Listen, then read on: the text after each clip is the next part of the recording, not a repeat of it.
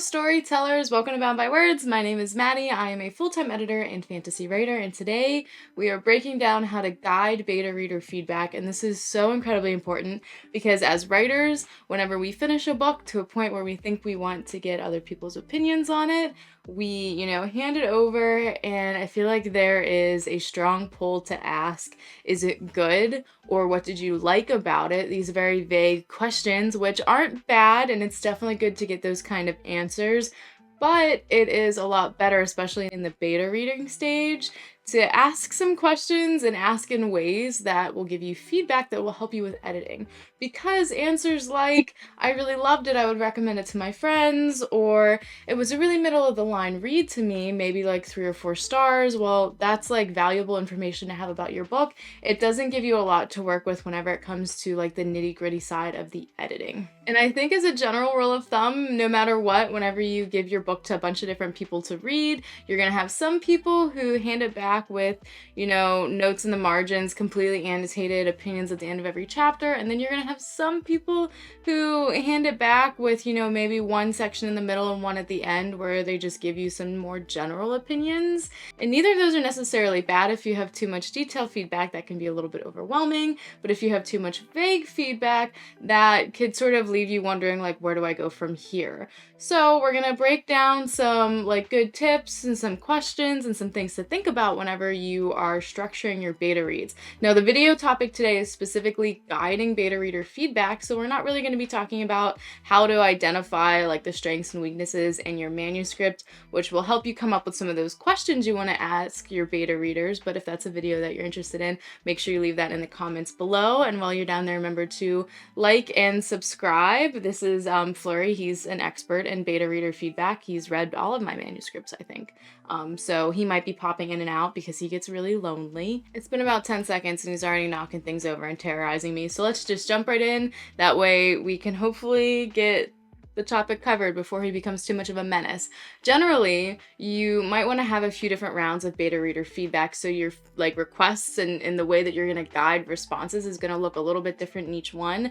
The first one is almost always a more vague or more general, like, what did you think about the main character, or do you think the response to this was rational, or if you had to describe the book in a couple of adjectives, like, what would you use, or if you had to describe this chunk in a couple of adjectives, what would you use? Some of those more general questions and just things to ponder, things to see if readers even have any feedback on. Then you might do 2 or 3 rounds of beta reviews, and the last one, it might have the same questions or it might have completely different questions, like, how do you feel about this character's accent or this region's accent? Do you think that these two cultures are different enough, things like that. But no matter which of those stages that you're in, I think that one of the things that is really important for guiding beta reader feedback is super crucial, is to include open-ended questions, but specific open-ended questions.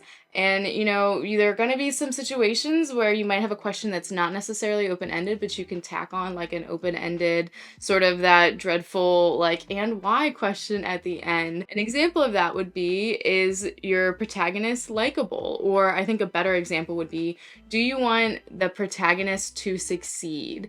And you can say just that question is very open-ended. I would change it to the specifics of your book. So that's like a question template where instead of saying that, you would say, do you want protagonist's name to succeed at whatever the task specifically that they are given in this section is? So you'll ask that and you'll get some open-ended feedback.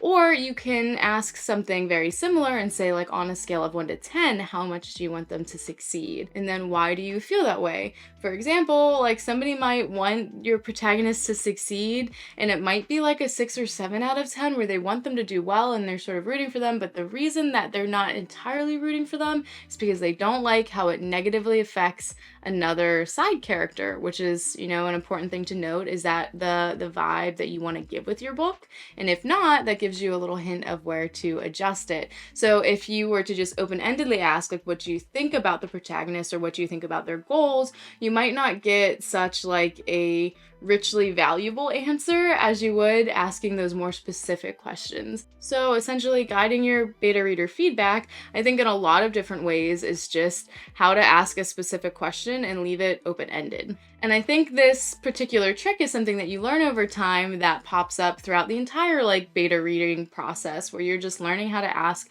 different questions in a way that is very specific and guided, but also open-ended. If you ask a question that's too specific and don't have an open-ended like section to it, you might miss out on some valuable reasoning or extra information.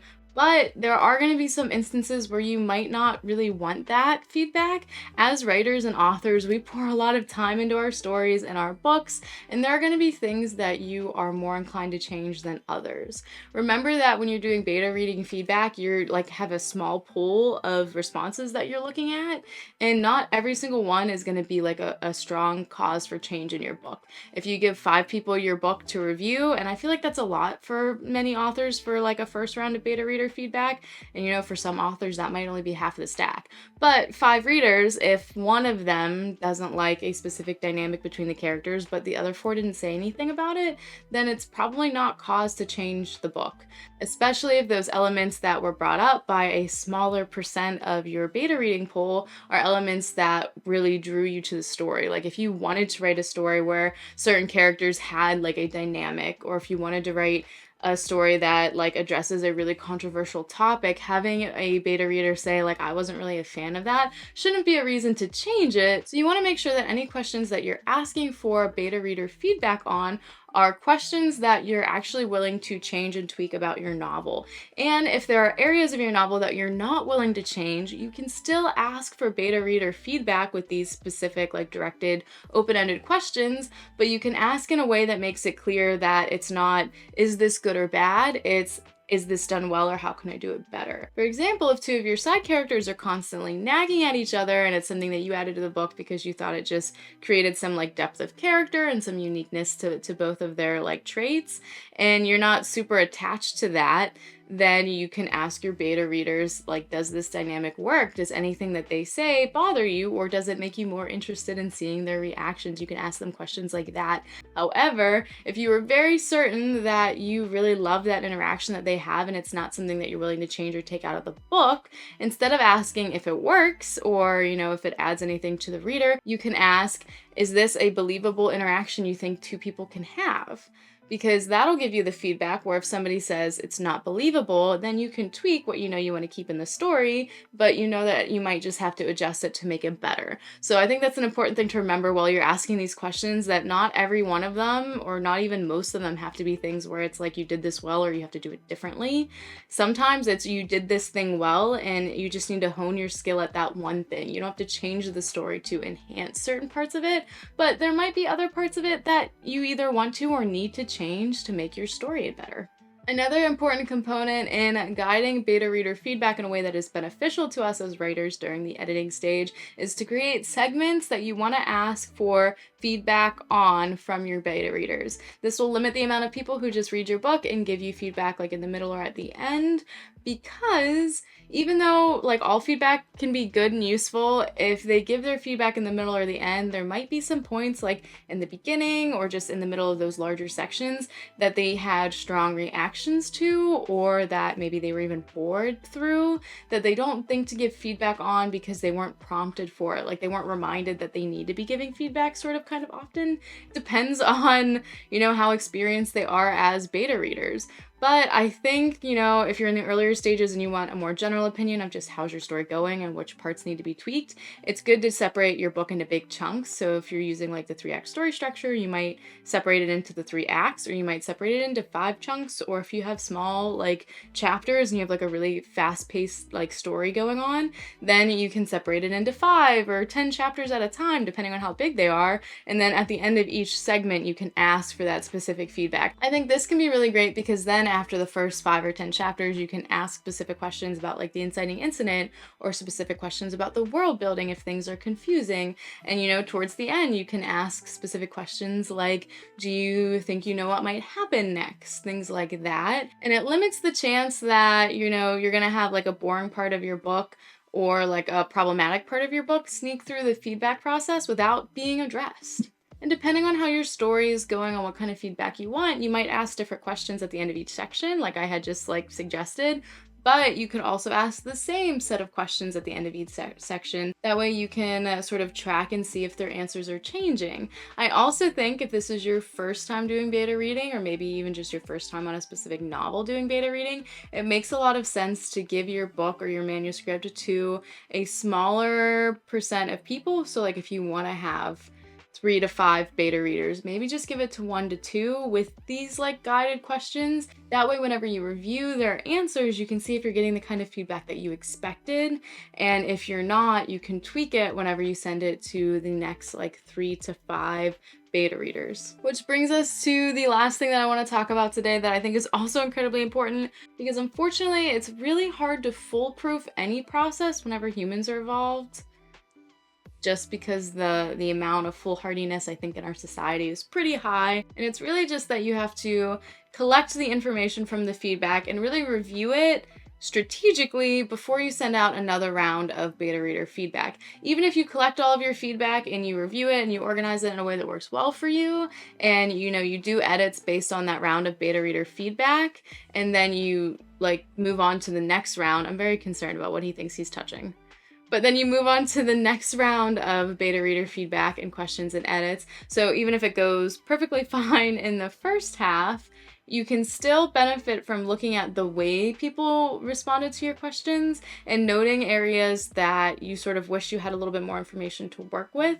That way, whenever you ask questions, whether they're the same questions or more detailed questions in the next round, you can get like more thorough or more appropriate answers. For example, leading up to the climax, you might have asked for people's like guesses and predictions of what's going to happen, and you might have had a lot of guesses that involve the romance or certain subplots, but not a whole lot of guesses that are related to the main happening in the book, which is probably a cue that you're putting more emphasis on the side plots and the subplots than you are the main storyline, and that you need to ramp up the tension and the suspense or the drive in certain sections of like the main storyline. So that's the thing people are focusing on the most. However, I am like a sucker for side plots when it comes to like romance and like found families and just like characters mingling and stuff like that. So I tend to I think focus a little bit more on that. But when you're asking for feedback on like a plot, somebody should be able to pull out the plot points pretty easily. So if they're not giving a lot of predictions about the main plot, maybe the next time you ask for beta reader feedback, you can ask the same question to see if more people respond relating to the main plot. Or you can tweak the question a little bit and say, like, do you have any predictions regarding, and then, so-and-so's tasked to do this, or any predictions regarding how this event might turn out, or like what mental image do you create in your head whenever you are thinking about this event that's supposedly going to be taking place soon. So it's a good way to like do a little bit of trial and error, which is why I said it's really hard to foolproof anything, because there's just so many chances that people can interpret the way that you're writing things, which is one of the reasons I think writing novels is a really powerful and exciting hobby, because what you have in your head when you're writing is going to be something totally different than what the reader is going to be experiencing, especially when we're creating the worlds, because we have all of this back information that we're working with and things that we want to work into the story and things that we're thinking of that the readers don't have. So we want to make sure, if we're trying to create a certain like tone or like ambience in the book, that the readers are able to pick up on that. And I think beta reader feedback is like the best stage to find that out, because if you wait until you're in like several rounds of professional edits and then you find out like you have a book and it's well written and it's good, but you were really trying to have like this mysterious sort of like aloof, slow burn story, and instead it reads like completely different, like rom-com-y, then that's going to be a little bit heartbreaking, and it's going to be harder to make those changes, especially after you've put so much effort into like reviewing and developing the book with the feedback you've been getting. So it really doesn't do anything but benefit you to get the information on how your readers are seeing and experiencing your book during this beta reader process, which I think usually most people do it around the developmental editing stage. As a professional editor, that's where I would recommend it. I would get your story to a point where you think it's really good that you couldn't make it any better on your own. Then I would do some beta reader feedback rounds to help you make it even better than you thought you could. And then that's when I would either look into a developmental editor if you're interested in hiring a professional developmental editor, or move into the critique partners or more dedicated beta readers. There's some beta readers who like charge for, you know, their expertise. It's a lot cheaper than a developmental editor because they're offering a little bit less of a service, but it's in the same direction.